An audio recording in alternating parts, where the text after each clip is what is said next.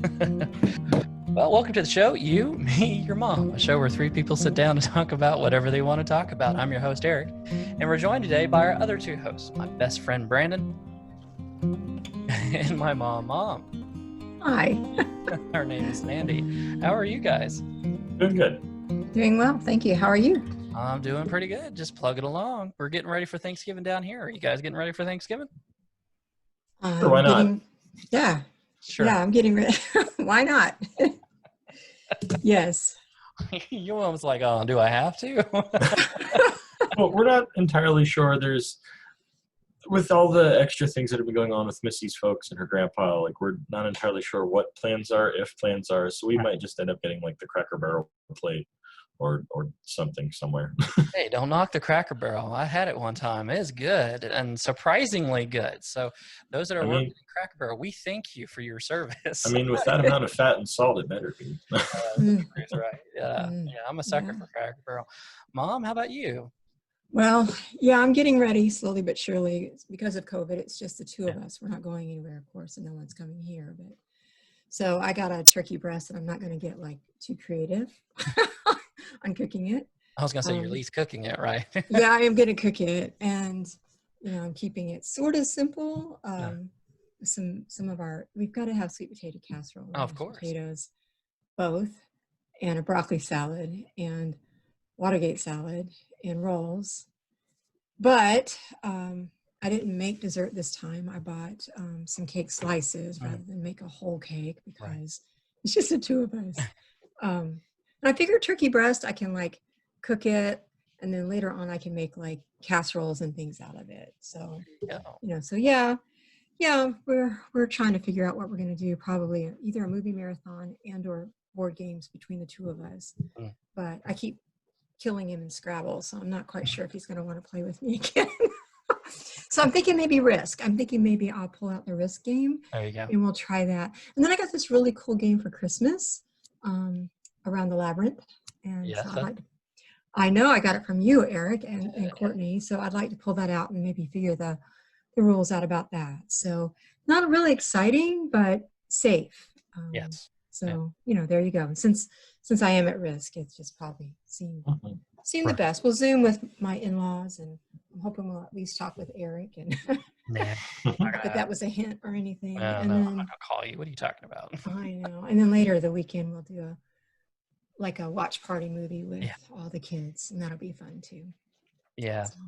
So I think we'll probably end up decorating for Christmas and watching Elf, maybe doing some online shopping, or because all the stores, at least Target, well, not all the stores, I know Target and a few others already have, they've had their Black Friday deals out since Sunday. So you go through and pick through those.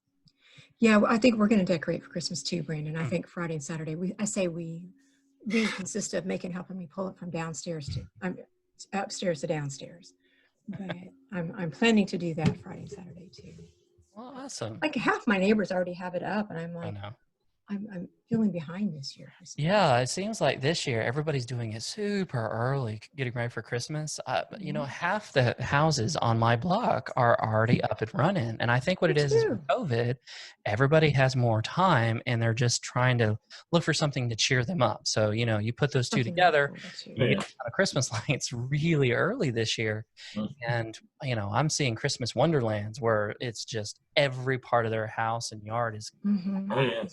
Here too. When we lived in Florida, specifically in Fort Walton, there was one neighborhood, and if anyone still lives in the Florida or the Fort Walton, Destin, Funiac Springs, it's even worth, maybe driving over from Pensacola or Panama City if you have other stuff to do. But there's one neighborhood, it's called Jonquil Avenue. It's a street, and you have to drive back into it off of a side street. You're not going to accidentally find this place. Unless you're already headed towards that neighborhood specifically.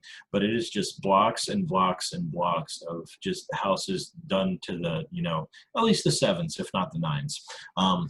But just spectacular decorations and themes sometimes. Like one cul-de-sac, there's 3 houses right beside each other that always coordinate and have a theme.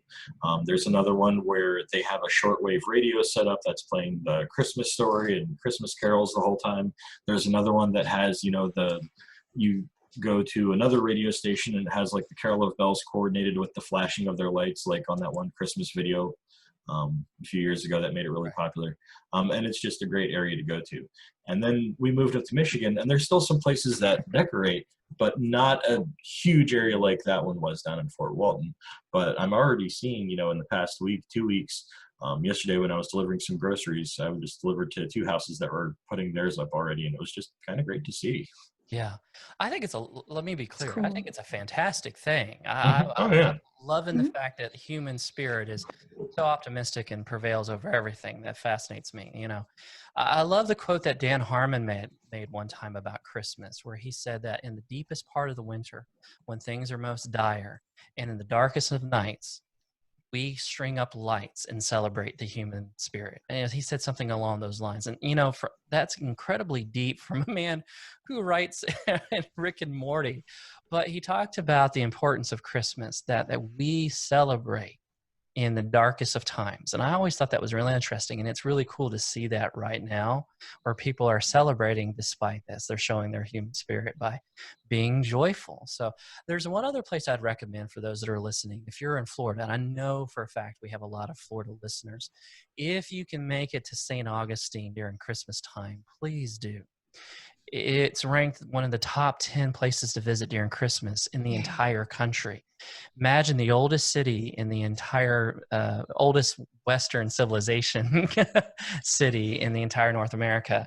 And it's in Spanish style because the Spanish were the ones that founded it. So all these buildings are kind of like in Spanish. You have the beautiful Flagler University there, and it's all decorated in lights, and it's just gorgeous. And if you've never been, go there.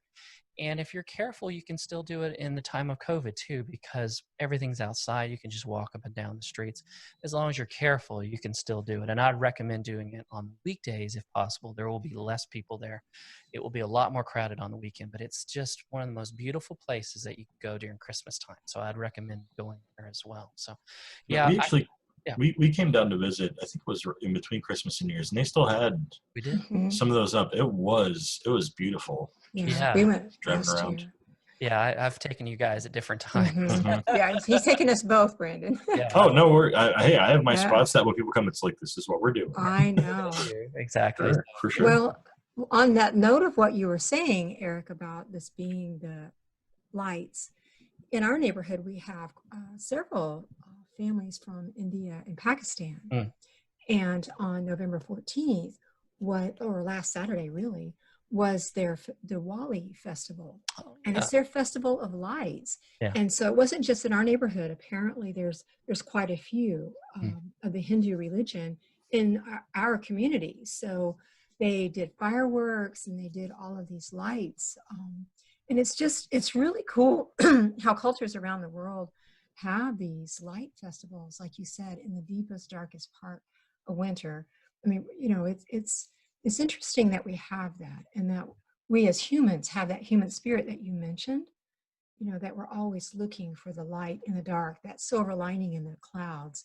We're always looking for that light at the end of the tunnel. We have all of these sayings around that. And I just, it's so hopeful, as a human in the midst of COVID and everything else at this moment. So get the light where you can.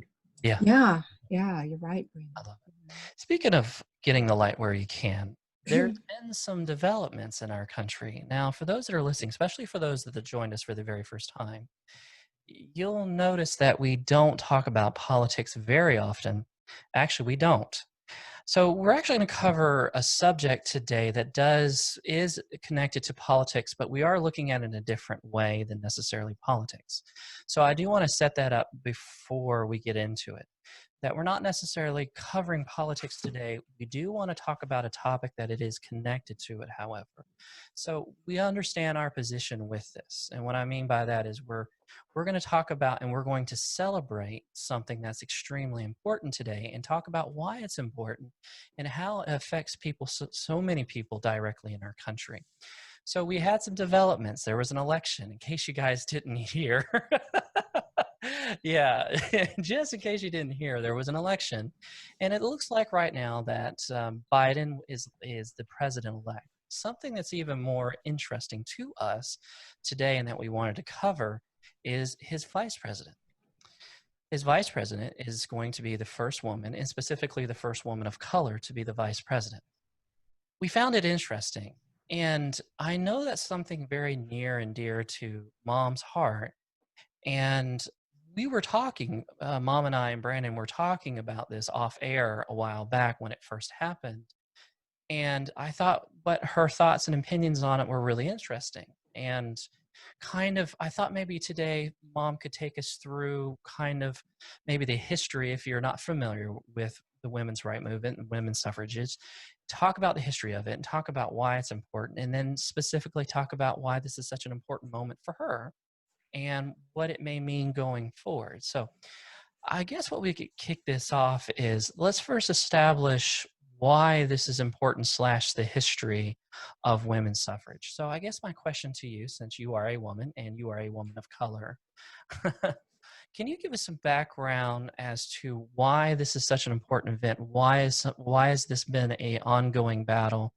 Why is this something that's so near and dear to your heart, if you would? Well, I would actually love to do that. And I warned you guys I can go on for hours about this. So that's a side note. I am Cherokee. I am a Cherokee woman. And that's very important to me. And I'm noticing that the older I get, the more important that is becoming. It wasn't quite as important. It didn't feel as important when I was younger. But it's one of those things that the older I get, the more I feel a need, a drive to step into that more and more. And I'm going to kind of, if you all don't mind, in the Cherokee history, or Cherokee tradition rather, kind of catch you up with our history, Mm. because Cherokee Please. have a long history of oral history. Right. That's a tradition. That's how we've always passed down our stories. And I'd kind of like to do that with you guys, if that's okay. Oh, I'd love to. Well, the first Please. thing I want to say before we get started is, you're right, Eric, this is not about politics. This is about basic human civil rights. That's all this is about tonight, and I want to make that very clear, is about basic civil human rights. And so it's very important that we look at it that way. For being a Cherokee, recognizing that my belief in the balance of all aspects of life, it doesn't leave room really for a system of hierarchy that oppresses women. That is, it's not even something that Cherokee even consider.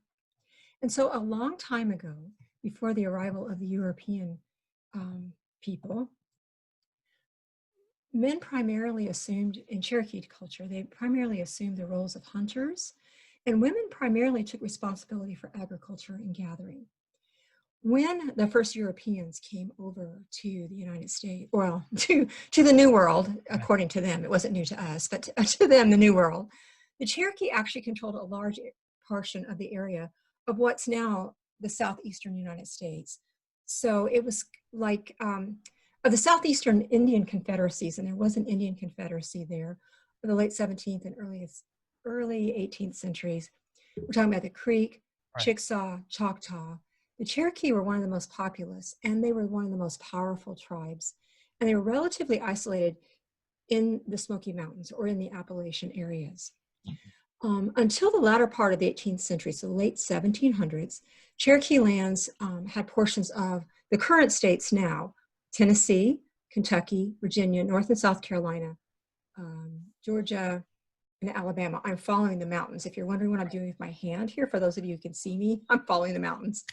There was some trading contact, but the Cherokee kind of remained pretty much unaffected by the presence of the European colonies until the Tuscarora War and the aftermath of that war. Now, during that time, the women in the Cherokee society, we had the same rights as the men. And long before the arrival of the white man, women enjoyed a major role in the family life, in economy, and in the government of the Cherokee. Women lived in villages. They were built along the rivers of Western North Carolina, Northwestern South Carolina, Georgia, Eastern Tennessee. And when white men first got there, they were surprised by the rights and privileges of Indian women. And what was perhaps most surprising to these European men was the matrilineal kinship system, in which a person is related only to people on his mother's side. His relatives are those who can be traced through a woman, meaning that a child is related to his mother, and through her to his brothers and sisters, his mother's mother, or his grandmother, his mother's brothers, his uncles, and his mother's sisters, his aunts. A child wasn't related to the father, which sounds very, yeah, I know, it's kind of different than the European thought. Right. Before we continue, would you mind talking about how that impacts specifically when it comes to inheritances and rights to land? I know this because I'm your son, but would you mind talking about, for those that are not familiar with Cherokee culture? I would be glad to. So the first thing that I guess I need to explain is that the heads of the household in Cherokee households are actually the women. And they live in extended families, meaning that a lot of generations live together as one family. And such a family like that, you know, of course, you would need a lot of buildings. However, all of the buildings, all of the land belonged to the women in the family. And daughters inherited them from their mothers. It wasn't through a son and it wasn't through the men. It was from the women to their daughters. A husband lived in the household of his wife. So when they got married, instead of the wife moving to her husband, the husband moved to the wife's household and with her mother and sisters. And if a husband and wife didn't get along and they decided to separate, or as we call today, divorce, the husband was sent home to his family. And to his mother, he had to go home to his mom. And any children stayed with the wife. So yeah, it's kind of backwards from what we have today, right? In so many instances. So yeah, the land, the buildings, all of that belong to the Cherokee women. Remember that I said that the men hunted and the women did agriculture. And so the land and the farming and all of that belonged to the women. The cooking was typically done by the elders. That's one of the reasons that they lived together in large families along with other things.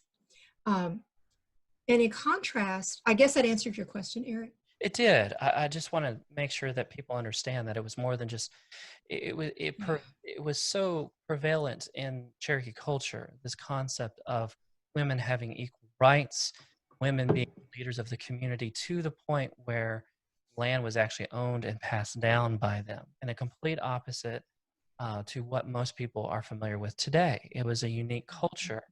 So I did want to, yeah, thank you for answering that. But moving forward, please tell us what happened and why that became such an issue, if you don't mind. I don't mind at all. Don't mind at all. So the women had the land. They had the houses. They also had the farms, the children. All of that belonged to the women, and they were the heads of the household. Prior to the mid 18th century, so right before the United States had a Declaration of Independence and separated from England, Cherokee women did most of the farming. They were the ones who raised the food, all of the fruits and vegetables, everything like that. And the burden of the harvest actually rested on the Cherokee women. They were the ones who did that. Specifically corn, and that was the principal staple. You know, if you think about a lot of the families across the world, we're talking rice or we're talking potatoes. For the Cherokee women, it was corn. And the corn actually gave the women a lot of economic power and status. So they actually gathered. I do want to throw this out there. We're talking about festivals in the harvest period. So like late September or early October, the Cherokee tribe would gather to honor Selu. And this is the corn mother who, according to tribal traditions, gave up her life so that her sons and all Cherokee people would have enough to eat. It's just a side note there, that since we were talking about festivals there, I wanted to throw that out there. Now in the wintertime, the men would travel a long way to find deer and bear and turkeys and other things, but women stayed at home and they kept the fires burning. They took care of the kids. They took care of all of those things that were necessary. And maybe it was because women were so important in the family, and honestly in the economy and in life itself. Women had a voice in government. Cherokee only made decisions after they discussed an issue for a long time and they agreed or collaborated on what they should do. It wasn't a compromise and it wasn't a voice from at top. They collaborated together. And the council meetings these decisions were open to everyone, including women. I just want to say that. And women were very active and participated actively in these councils. Sometimes they urged the men to go to war, sometimes they didn't, you know, depending on what was going on. And women actually, Cherokee women could actually also be warriors and fight alongside the men in battle. I want to throw that out there too. And they were actually respected and honored for their bravery. Just a side note. Now, that all said, so women own all this property and they have all this great property. And when European men came over and they were surprised at all of this, they decided that they really wanted the land because the land that the Cherokee had was really nice land. It's still nice land today. And what they found was they could marry Cherokee women. And in doing so, they could gain access to this land and this property. A side note, as the European settlers moved further and further into the Cherokee, I want to say encroached into the Cherokee land, trying to live at peace became more and more difficult, specifically with the matriarchal society or matrilineal society and the patriarchal society of the Europeans. And in order to live at peace, many times the Cherokees worked closely with them and made some concessions. And one of the concessions that the white men required so that they didn't come in and forcefully take their land was that the women would step back and the men would become heads of the household. That was actually a European or a white man requirement to not go to war with the Cherokees. On top of that, many missionaries moved into the Cherokee land. And I want to speak for just a moment about the Cherokee religion. Cherokees worshiped the Creator, the Great Father. And when the missionaries came in, it seemed like there was a very similar, it seemed like we worship the same God. And actually, as a modern day Christian, I would say we probably do. However, that's not always interpreted in a way that is culturally sensitive. And so as European missionaries came in, they set up men as heads of the household. And that became important towards women's suffrage, not just of color, but women of all races. So because of that European history and that European culture believe that men are the head of the household and that women have basically no rights and to submit to the husband. In the United States, it has been the tradition that women did not have the right to vote, with the exception, which I don't know if you all know, but for the first 30 some years after the Revolutionary War, women in New Jersey were allowed to vote. Yeah. Did you all know that? I did know that. Yeah. And, do you know the first state to, they wouldn't become a state until the Congress approved it. Which state was that? Wyoming was the first state to offer women's suffrage, but New Jersey was the only state in the first three decades after the Revolutionary War. They specifically had language that said he and she to vote, but they rescinded that. And I want to say 1807, I think that's the year. But prior to, in our country, so that was a kind of a summation of the Cherokee history. Right. Prior to 1776, only men who owned property, specifically white men really, and over 21 had the right to vote. And it was important that they owned property and that they were white men and they were over 21. That's really important. In 1848, abolitionists and pro-women's suffrage groups first met together, including Frederick Douglass and several women such as Susan B. Anthony, Lucretia Mott, Elizabeth Cady Stanton. They convened together in Seneca Falls, New York. They had a 2-day summit, I guess you would call it. And this is what's considered the birthplace of women's suffrage. Now, as a Cherokee woman, a woman of color, I'm going, hey, wait a minute, I had suffrage before and you guys took it away from me, but whatever. Right. During that time, the attendees there, they signed a Declaration of Sentiments. And they borrowed from our Declaration of Independence. And they said, we hold these truths to be self-evident that all men and women are created equal. Work. I know. Thank you. Thank you.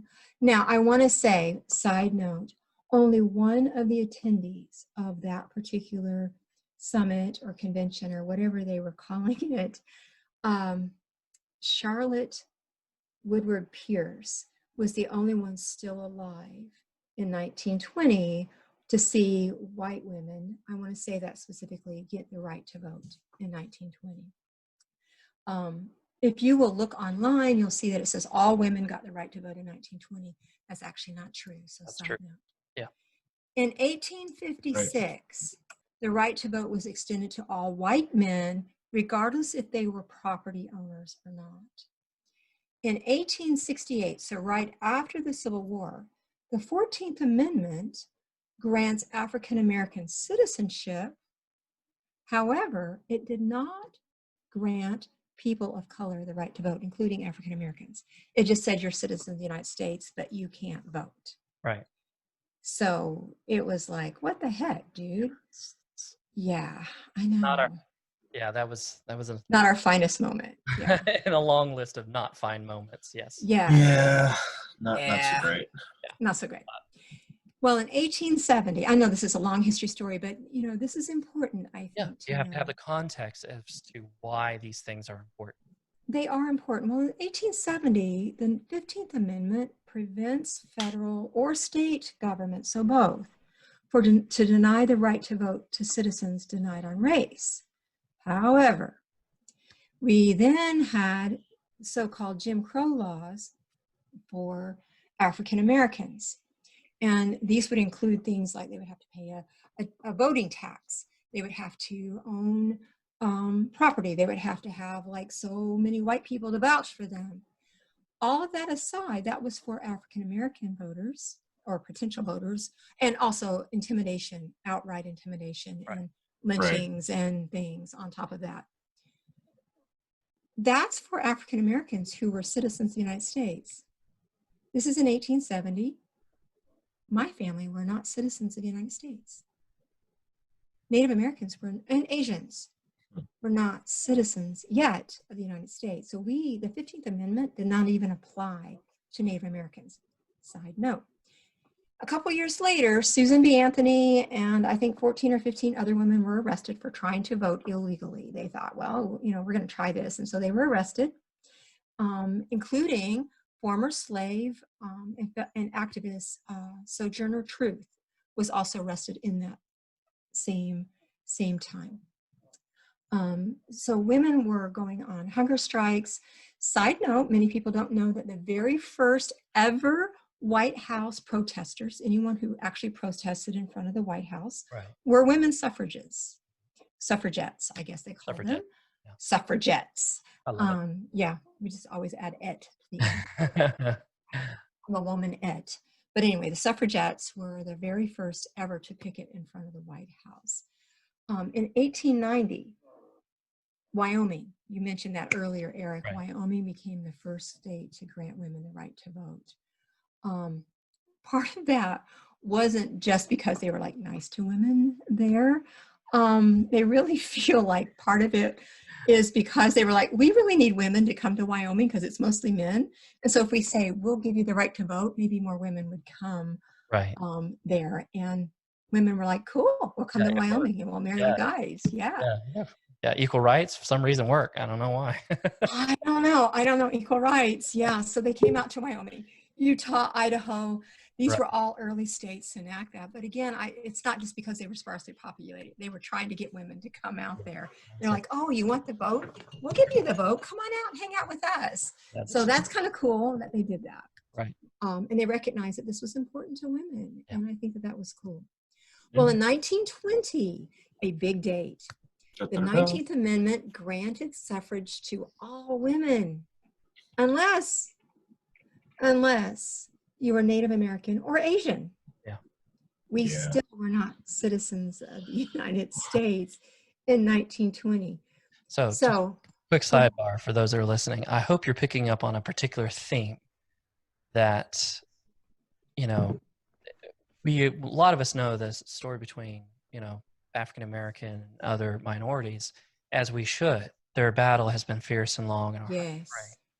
But as a biracial person myself, whose mother is Cherokee, my heart breaks that we never have a conversation about Native American rights. And I hope you guys are picking up on a theme that this is something that no one ever discusses. I didn't mean to interrupt you, Mom. It's just I No. put this out plainly for those that are listening. hmm I That- think it's ironic that the very first peoples, the very first nations were not citizens and could not vote. Mm. I just, that's why I keep hammering that, because Yeah. I don't think most people recognize that or realize that, Yeah. Right. which is why I think the dates are important. Yeah, and the dates are important. So with that in mind, when did I know this answer, but when did Native Americans actually gain the right to vote? And when did Native American women specifically gain the right to vote? Could you talk a little bit about it? So, yeah, so that's actually a really good question. So in 1924, there was an act called the Indian Citizenship Act, and that gave Native Americans full citizenship. So we were not considered citizens until 1924. That's not the right to vote. We were considered citizens in Right. 1924. And this is a side note, but I do want to say it's called the Indian Citizenship Act. I am not from India. I just want to point that out.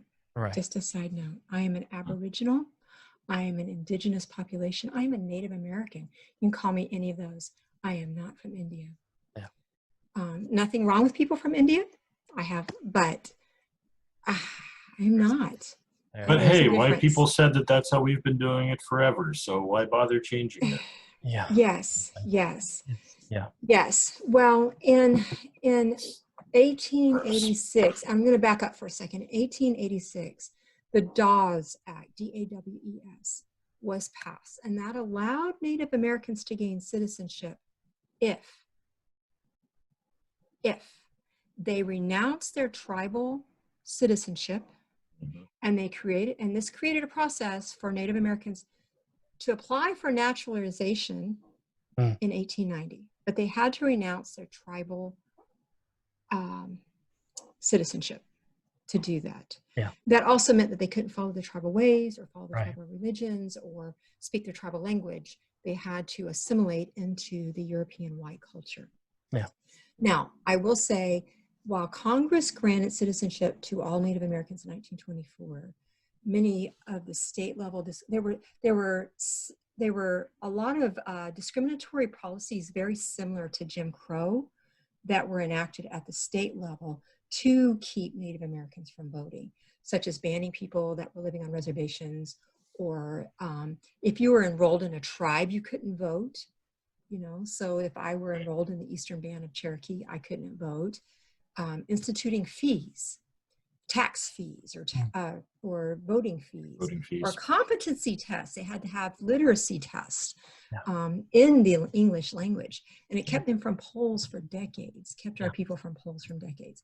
Now, in 1952. My mother was alive. My father was alive in 1952. As a matter of fact, let me back up. My grandparents were alive in 1924. Side note, I am not that freaking old. No. In 1952, not even a decade before I was born, the McCarran-Walter Act granted all Asian Americans the right to vote. So that was a good thing. In 1961, Mhm. that's when the residents of Washington, D.C. could vote. Just a side note. In 1965, I was alive. I was like preschool age. Y'all know how old I am, right? Right. Congress actually passed at that point the Voting Rights Act that removed the discriminatory barriers that kept many people of color from voting. I've been told by my dad, by my uncles, that this was when they were actually able to vote. And I'm going to throw this out there, that my dad and my uncles were drafted to the Vietnam War just about the same year that they were allowed to vote. Side note, by the way, I think it's really important to know Yeah. that. You have to drill home the point that this happened just not that long ago. Mm-mm. That In this, my lifetime. in In your my life. lifetime. So I want to also drill home a couple other things. First of all, some women's rights things, and then some Native things. And then I want to talk about Kamala Harris, if that's okay with you guys. Absolutely. Okay, I warned you. I warned you. Please. Please, we So, want to hear it. Yeah. so there are still some current voter rights issues for Right. Natives that people don't know. Right. For instance, in the it is a law in many states that you have to show a government issued ID in order to vote. I am not here tonight to discuss that one way or the other. However, in some states, the law specifically says you have to have a specific government ID in order to vote that has a residential street address on that. Hmm. Now, if you happen to live on a reservation, oh, let me back up. The United States Post Office is who actually assigns the street addresses. Right. So I want to say that. If you live on a reservation, the United States Post Office does not give you a street address. You have a post office box. And so on your government issue ID, so if you have a driver's license, it will say P.O. Box, blah, blah, blah. You cannot vote with that in several states, including South Dakota. Yeah. Yep. So if you are a Native American who lives on tribal land, you are disenfranchised. Today, right now. not in 1920, Yeah. not in 1770, in 2020. Yeah. I want to point that out. That's a side note. That's a side note. Now, that said, I want to back up to women's suffrage. Right. It's not just the right to vote. It is, I remember as a teenager when women could first have a bank account in our own names. I was a teenager before that could happen. I was in the workforce before it was illegal to fire a woman for being pregnant. I was way up in the workforce with children of my own before it became illegal for someone to not ask you, what are you going to do for childcare when you go in for a job interview? Mm-hmm. I could keep going on that, and I'm not tonight. Tonight, I'm not promising that's not a future thing. Right. But I want to throw that out there for you all. And looking at all of that and looking at who I am, and I am nowhere near retirement age for all of you who have put together the ages there. I'm still a ways from Social Security, right? Right. So just throwing that out there. We have, for the first time in history, a vice president who is not only a woman, but a woman of color. And I cannot tell you what that says to me. Whatever your political leanings are, it doesn't matter about this particular issue. What matters is we have a woman of color vice president. And that tells me that, you know, everything is going to be possible. One step at a time. We've had a president of color. We now have a vice president who is not only of color, but also a woman. And all of the fighting that I've done, both personally in so many ways, and also professionally. You know, I think I've mentioned it several times here about being on the senior leadership team and how difficult that was to be the only woman on a senior leadership team and trying to break through those barriers. There will come a day, I'm hoping, back to the Festival of Lights and that hope, that humans will see other people as humans with the same basic civil human rights, and that we won't try to hoard all of the power, all of the decisions, all of the everything together, and understand that we are greater as we collaborate together. The more people we can collaborate with, the more ideas, the more brains that we can get together, the greater we will be. And I love that we have a woman of color as our vice president. Representation matters because it says to me, yes, all that I have done in my life has been worth it. Because, you know, my grandchildren, my great-grandchildren, they won't have to fight nearly as hard as I did. Who did not have to fight nearly as hard as my grandmother. My grandmother, and Eric, I don't know if you know this, but Mama, my grandmother, Right. she was the first woman to run for council person in the 1960s in her county in East Kentucky. And she actually was elected. Yeah. She met Lyndon Johnson, not my favorite president, but she met Lyndon Johnson Right. when he was doing the War on Poverty. It started in the county where I grew up. And she met him. I met him, actually. I do not remember. I was an infant. For those of you trying to figure out how old I am, I was an infant. And he kissed me because apparently kissing babies was a thing. I haven't washed my face enough yet. But Well, the thing with Lyndon Johnson, that probably is a episode for another time. That's Oh a gosh. buried history story that we do need to talk about. The poverty in Kentucky and how Lyndon Johnson tried to address it and just made it worse. But that's for another time, I think. Yeah. More to think about. I'm certainly not trying to interrupt you. I just more, as I'm listening to you, I went, oh, that's a really good topic that no one knows about unless you're from Kentucky. Mhm. So anyway, Right. That is true. That is true. And we can do that another time. But my grandmother, who was a Cherokee woman, and not just a Cherokee woman, but she was also a healer. And also she was one of the leaders of our family clan. We are part of the Paint Clan. For anyone who's listening and might know what that means.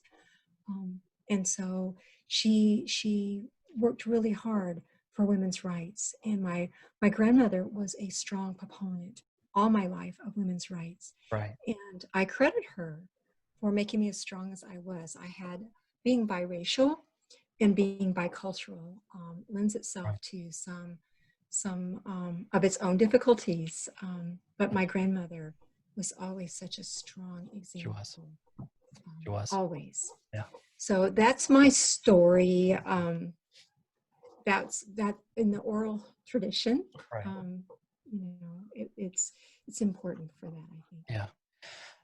It's funny. Thank you so much for giving us a detailed history on why it was important for you as a woman of color, specifically of Cherokee. Putting it in perspective, how that the idea of equal rights has been around for hundreds of years in North America, but there was, a time where it was repressed, and how that history has not really shown that as much as it should. And Thank yet you it does. Oh, I'm sorry. I was going to say, and yet it kind of does. Right. Because the white women suffrages or suffragettes, whatever we're going to call them, they actually got the idea and they credited the Iroquois Federation of Nations, because they saw that women had equal rights.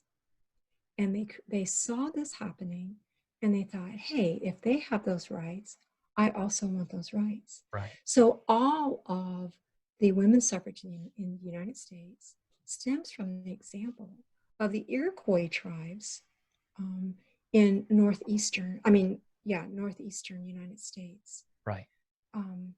And it was tied closely together for many of the women who were struggling for women's rights. Not all.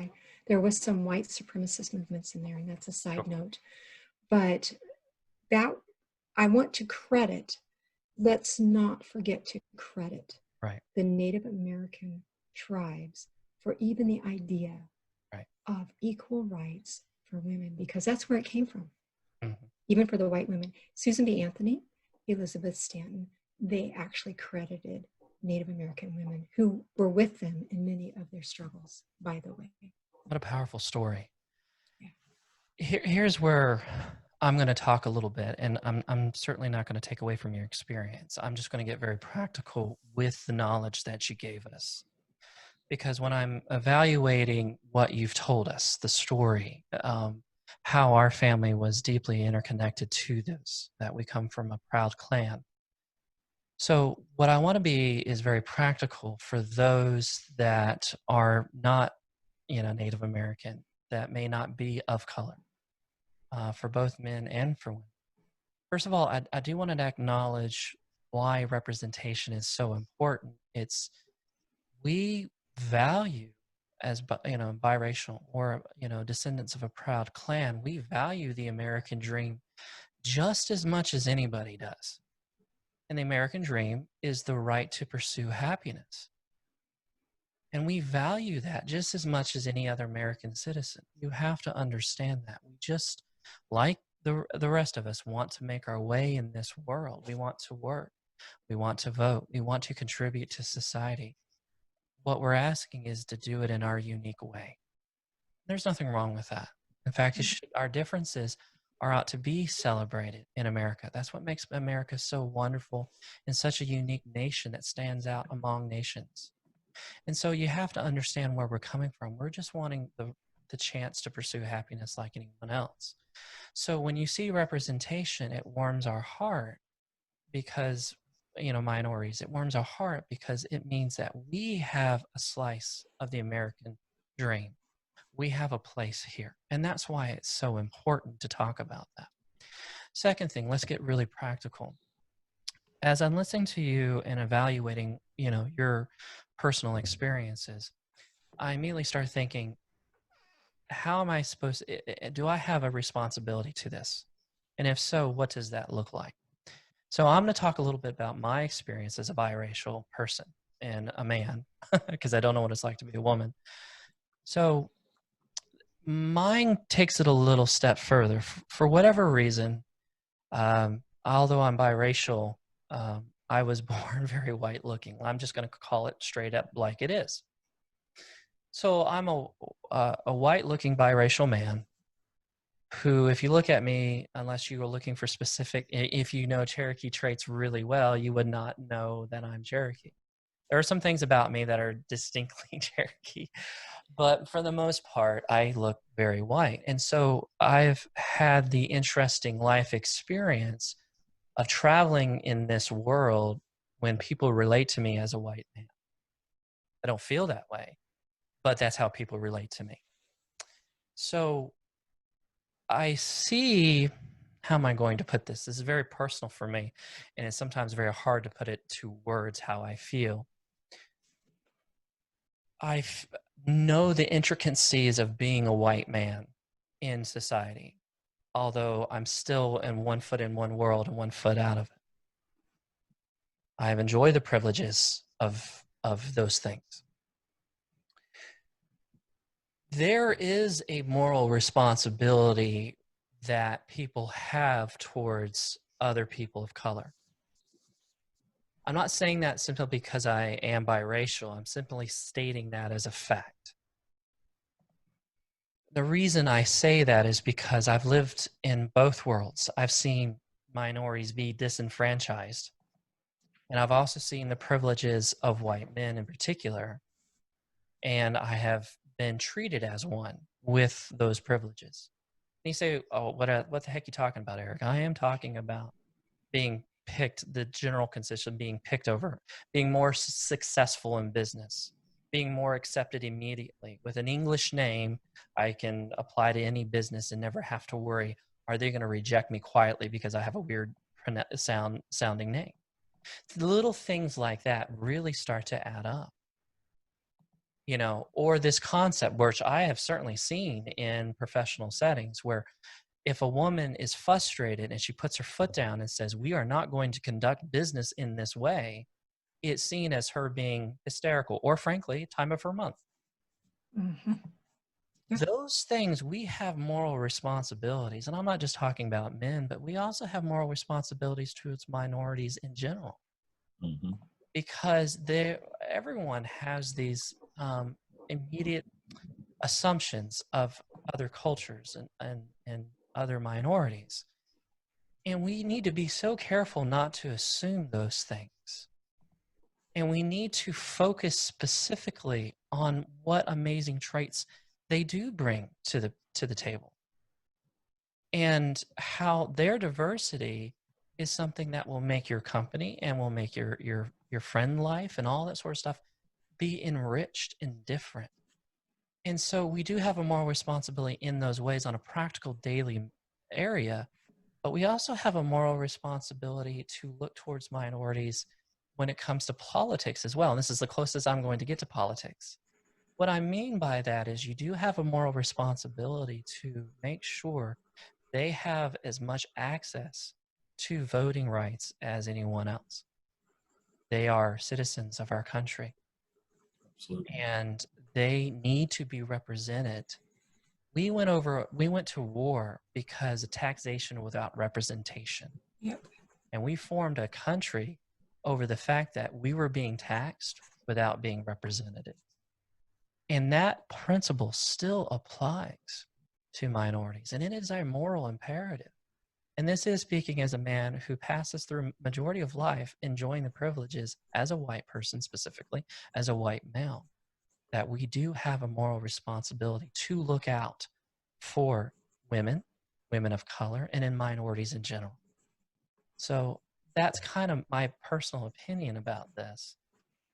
Brandon, I don't mean to put you on the spot. If you're uncomfortable, I certainly understand. No, not at all. And I'm curious, now that you've heard the history of a little bit about Cherokee traditions and Mhm.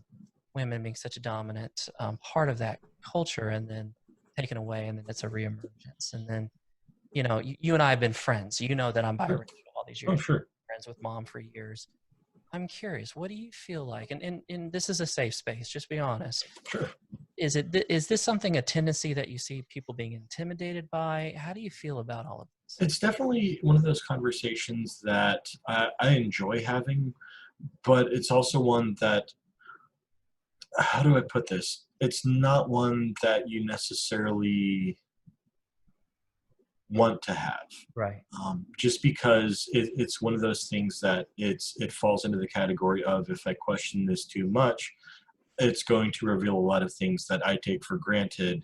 And if I question those core values, I'm going to put myself in a category that I would have considered as bad guy. Right. And you're not putting me on the spot at all. But I've just been kind of quiet this episode because I was learning a lot, and I didn't necessarily have the right questions to ask. I just felt it would have delayed things, or possibly been not. It would not have behooved the topic that we were on. Right. So I did not know the extent of the matriarchal setup with the Cherokee Nation specifically. I didn't know that they were more of a matriarchy than a patriarchy base. I didn't realize that extended to even classifications of family. I thought that was kind of fascinating, and it was just another one of those things that just kind of such this beautiful cultural practice that has just been dashed and lost. Yeah. Because it didn't fit into the system. And it's horrible. Like, the older I get, and I don't care if people want to say it this way, the more liberal or bleeding heart that I get, I will never apologize for learning about cultural practices and respecting them.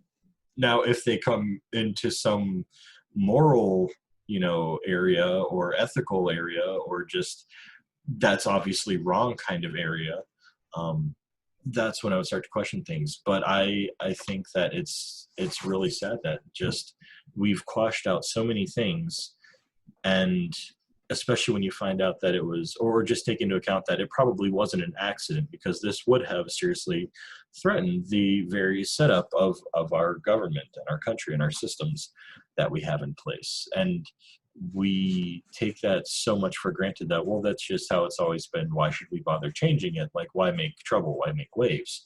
It's like, well, because you're completely just eliminating an entire way of being, an entire people systems. Right.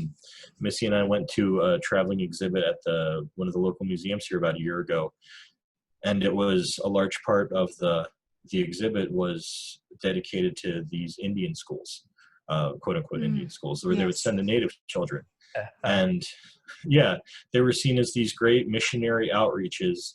And as soon as the children were there, they cut their hair, which was a huge cultural signifier and identifier. Hair is And sacred. yeah, hair is sacred. You didn't do that. But, all men have to have short, well-tapered hair. And it was just a way of, like you had said, giving them English names, renouncing their cultural alignment and identity to gain some kind of core simulacrum of the rights and ways and practices that they had before. Just getting this cheap, watered down and pardon my language, but I really don't care, bastardized version Right. of what the ruling authority felt was proper for them to have. Um, Yeah. yeah. Yeah, I would agree with you, Brandon, in so many ways. You know, I wrote down some notes really quickly because I don't want to forget, because you Sure. made some really good points. It wasn't by accident.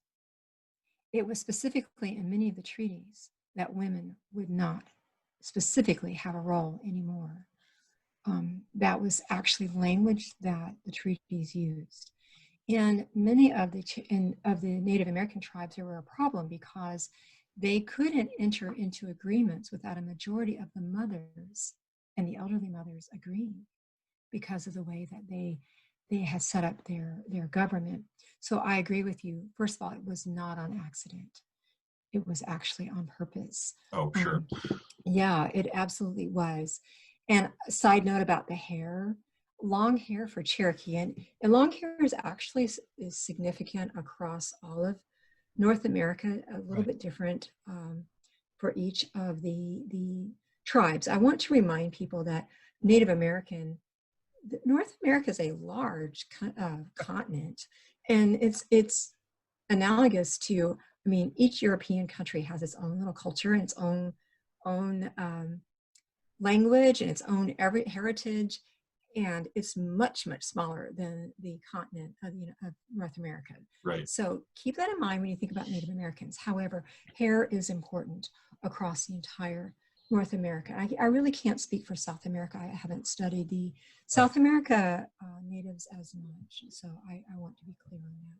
Sure. But for the Cherokee, and I can't speak for the Navajo and the Sioux, I know that hair is important for them as well.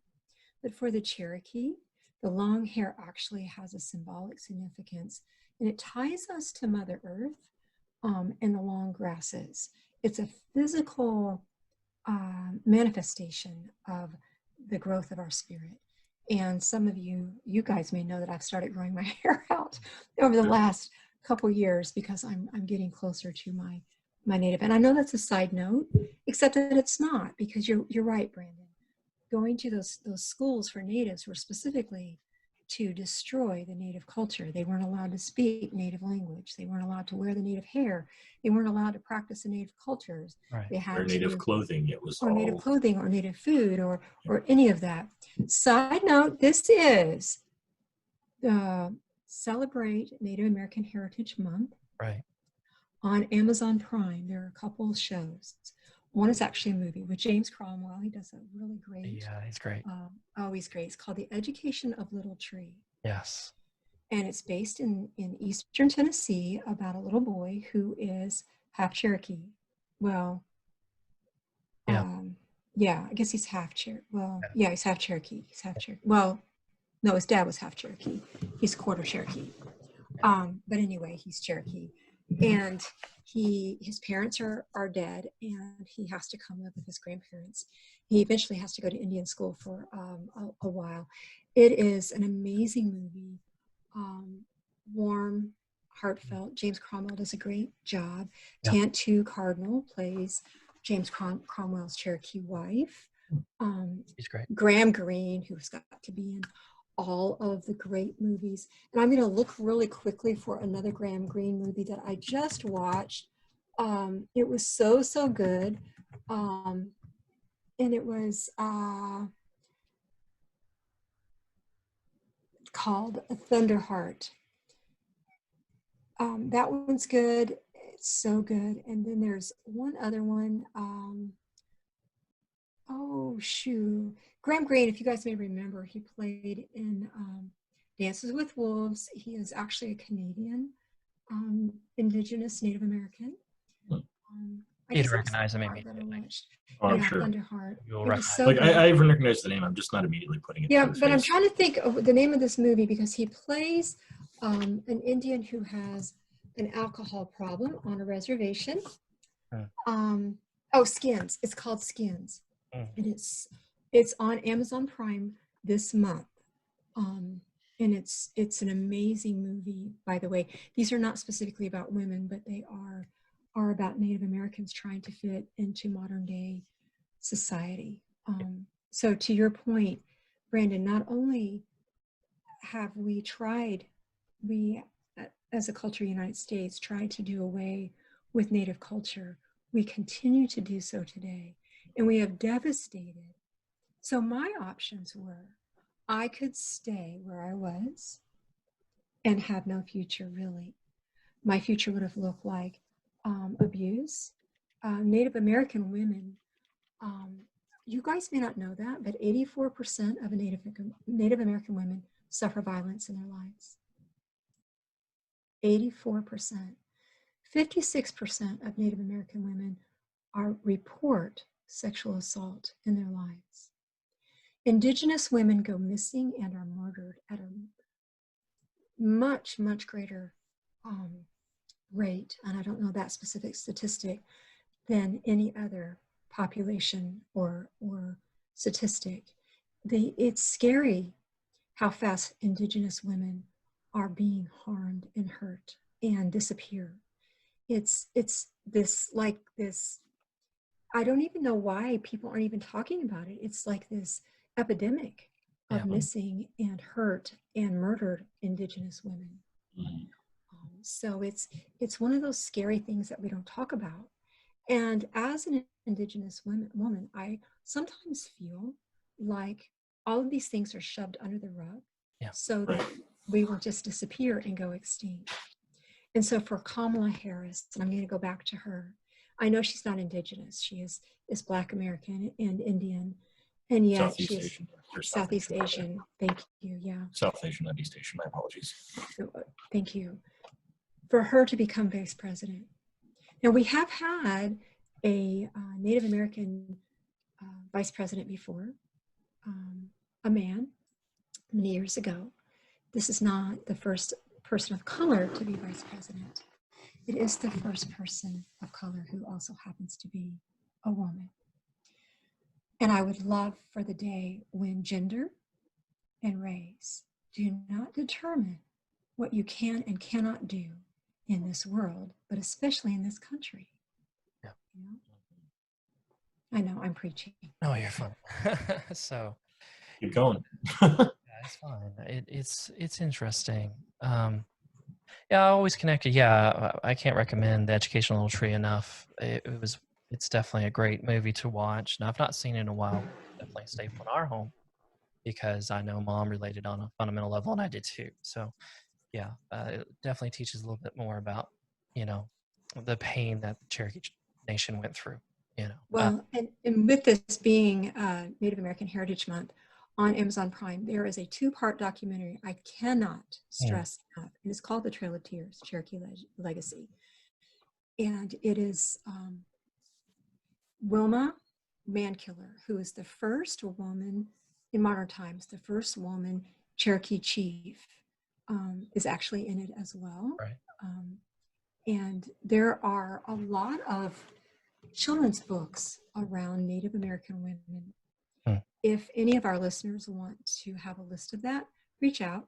Sure. I'll be glad to send you a link that will list you about 50 or 60 books for kids about Native American women and the strength that they've shown throughout the years, including one about Wilma Mankiller.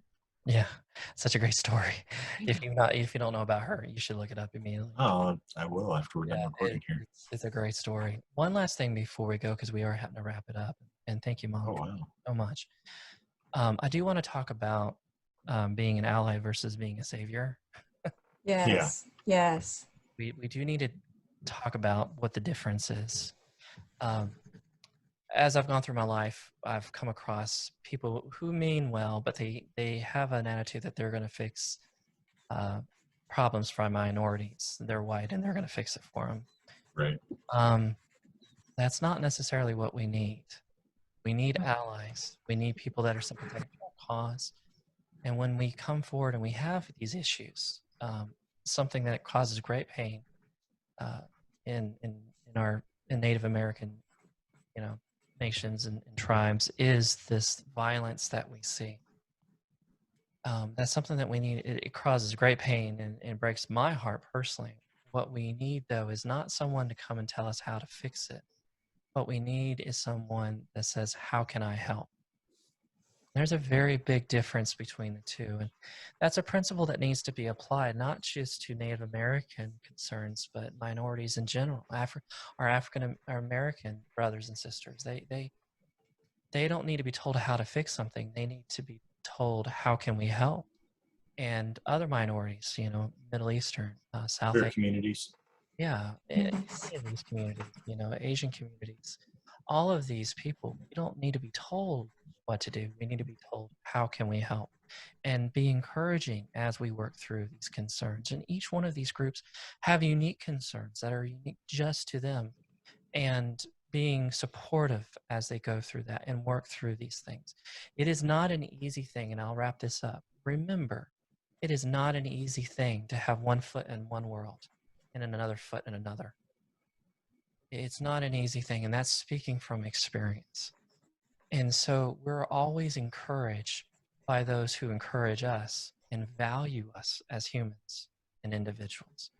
So that's my encouragement as we're wrapping this up, is to see us as who we are. It's just someone living our lives in a different way than you, but it's just a life, and we're just looking for happiness, and we're looking for a slice of an American dream.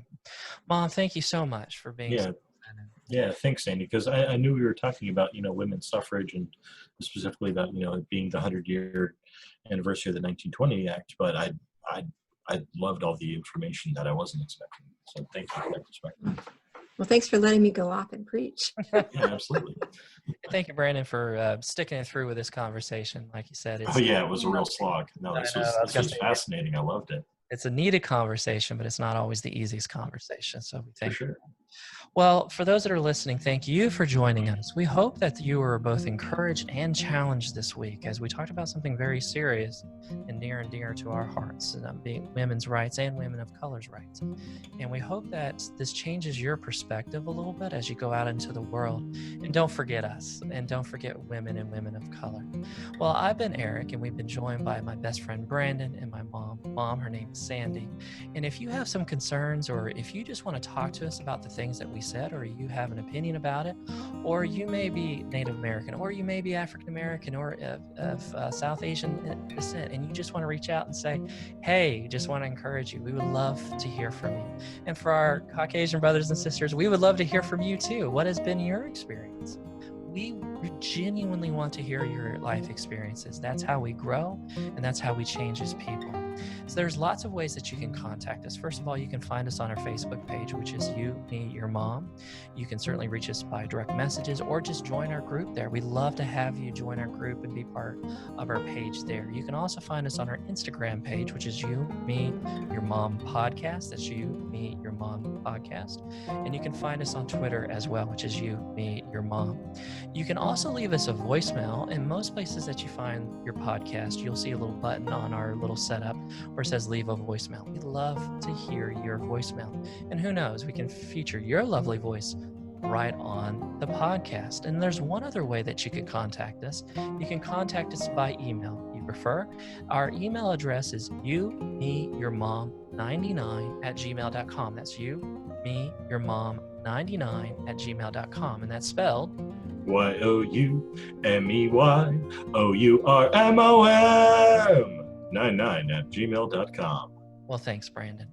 Well, until next time, wherever you are in the big wide world, just remember, it can always get worse. We'll see y'all later. Bye. Bye.